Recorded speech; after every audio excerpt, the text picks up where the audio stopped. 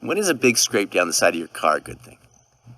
And what in the world does that have to do with our journey through this crazy life or the influence of a health and wellness coach as we go through that journey? Well, you might be surprised.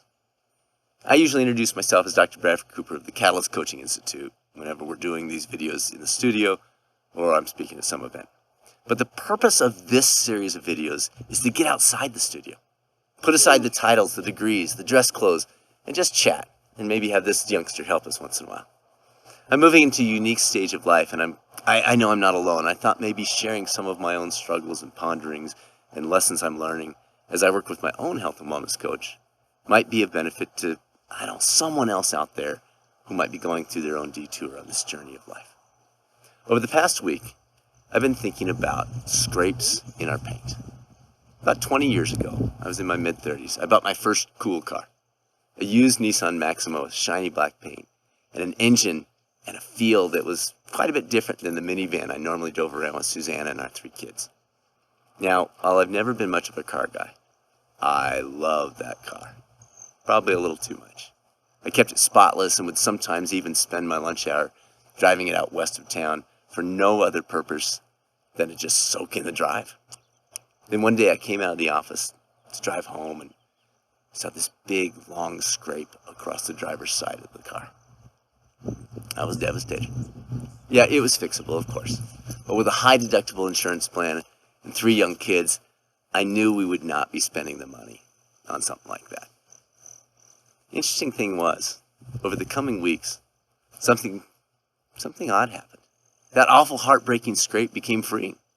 While nothing else about the car changed, my perspective about it, did significantly. Sure, I still love the car, but I realized it's just a car, not some part of who I am. It's a lesson that came through so loud and clear. I've actually considered giving each of my cars since that time a nice big scrape during the first week of ownership. And I'm only slightly kidding. As I work with a health and wellness coach through this part of my life, one of my struggles has been differentiating what I do, my personal, professional pursuits and accomplishments, from who I actually am. I think much of my life, they were the same. And at age 54, it's a pattern that's become pretty ingrained. I'm Brad the endurance athlete, or Brad the CEO, for example. And separating that what from the who, it's not easy. Now, I think I'm starting to understand those titles and pursuits aren't actually who I am, but it's a struggle because if I'm not those things, who exactly am I? So recently I've been experimenting with purposely trying to create scrapes in my paint, with different activities that become dangerously close to defining who I see when I look in the mirror. Last week I got out for a long ride on the bike, for example, through the mountains, thinking, I don't know, we'll see how far I go.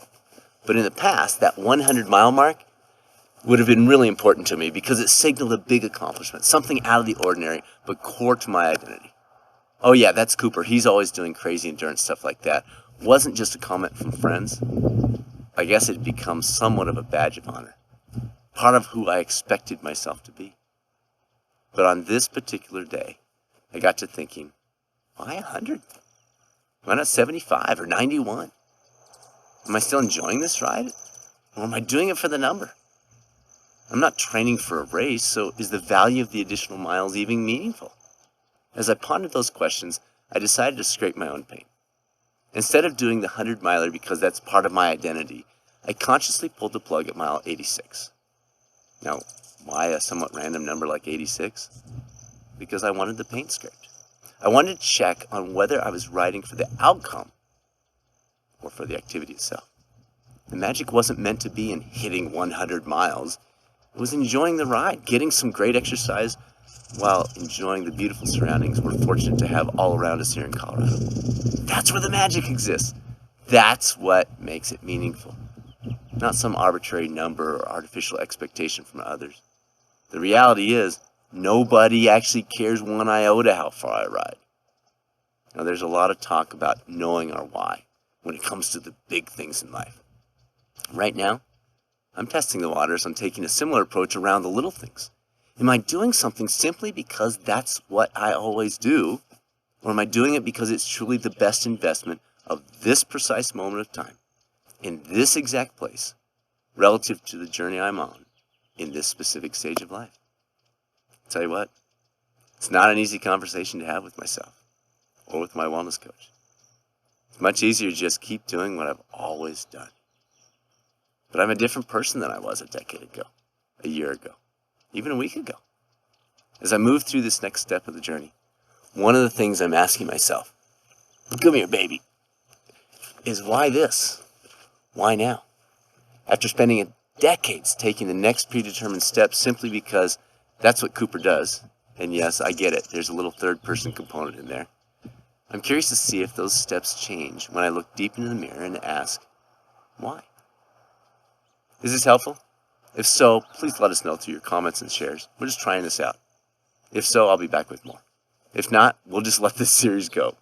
Regardless of the direction this series takes, you can count on our weekly feature videos here on the YouTube coaching channel to help fill your health and wellness coaching toolbox, along with our library of over 120 episodes over on the Catalyst Health, Wellness, and Performance Coaching Podcast.